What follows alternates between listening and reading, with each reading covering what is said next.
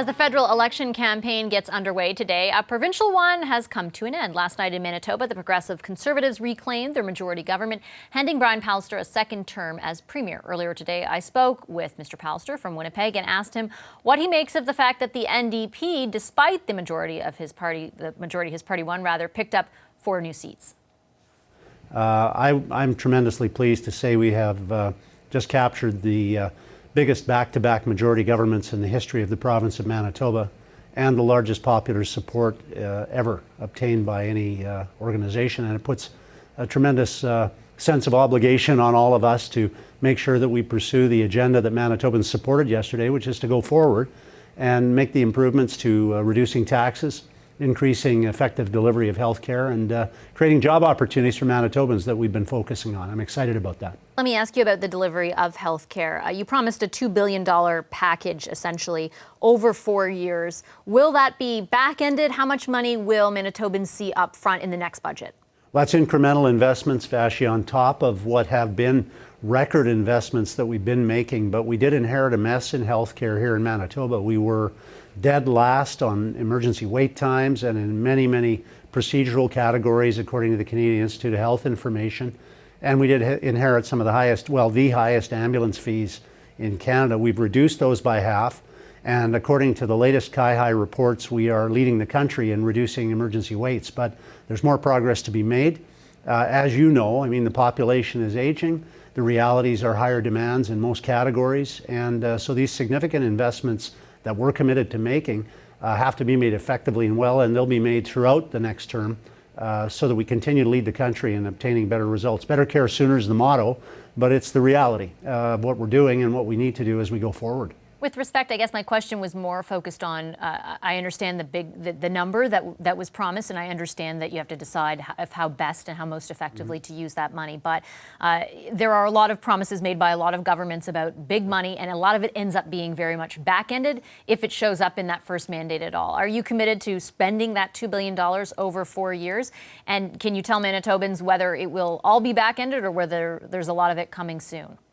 Well, I can outline in a little bit of detail, I suppose, that it's a balance between the ongoing operating costs that will be increasing as we hire more nurses, as we recruit more physicians, as we hire more paramedics, and those costs, of course, will be incumbent on that hiring, which is planned right now. So those costs and those investments will be made immediately. Capital investments, which will comprise, by my memory, about half of that commitment, are things like the expansion of emergency rooms, improvement in the neglected maintenance and foundational repairs of some of our healthcare facilities, sadly, and also in terms of things like purchasing new ambulances and things like that, new equipment, MRI equipment.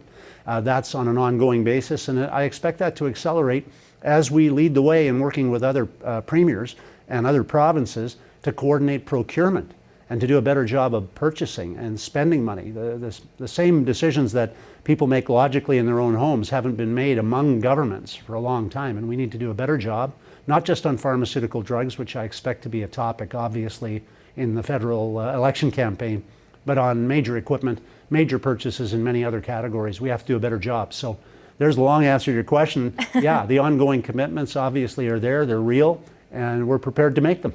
You mentioned the federal election. I do want to ask you on this campaign kickoff day about that. First, on the issue of the federal carbon tax, I know that you've been opposed to it, that on behalf of your province you've spoken out against it. Doug Ford, also against that, recently made comments to the effect that if the Conservatives were to lose or the Liberals were to win, that the issue would be decided essentially by the people in that election rather than the courts. Do you agree with that statement? No, I don't, but I do agree that it'll be obviously a topic of discussion among Canadians, as it should be. Sadly, as you and I've talked about before, Vashi, we should be fighting climate change together. We should be fighting carbon together, not fighting on a carbon tax. And fighting about that is what has happened as a result of the federal approach. It doesn't need to be that way. And so, with Manitoba's Green Plan, which is, according to Minister McKenna, the most advanced and best plan put forward, we are advancing things like the most stringent additive rules for clean additives, ethanol related biodiesel fuels, We're advancing conservation trust strategies to improve the quality of our water management, our soil, our air is going to benefit from that. We've invested, and we will be investing more in green energy with hydro projects per capita than any other province. Yet the federal government says they're going to inflict a carbon tax on our province. We've already paid, and we're going to continue paying for years to come because of our green investments. We deserve more respect than we've seen from the federal government on this. And if we have to go to court, which I would prefer we didn't, we will, and we will win, because we have a better green plan than Ottawa's proposing to demand on our province. Premier, when do you make the decision on whether to go to court or not? And I ask because if the federal Liberals are successful in winning this election, I mean, Premier Ford's insinuations seem to be that would indicate something to him about the Canadians, about Canadian voters and their perspective on the federal carbon tax. Would it not indicate the same to you? Well, let's clarify the issues. The issues are not the public's desire to see us address green issues. Surely that's not the issue. There are a myriad number of ways to do that effectively. I wouldn't take a Trudeau win to signify that an imposed carbon tax on Manitoba makes sense, is logical or fair in any way. That is not the argument that can be made by the outcome of a federal election. It surely won't be fought on one issue. It'll be fought on many.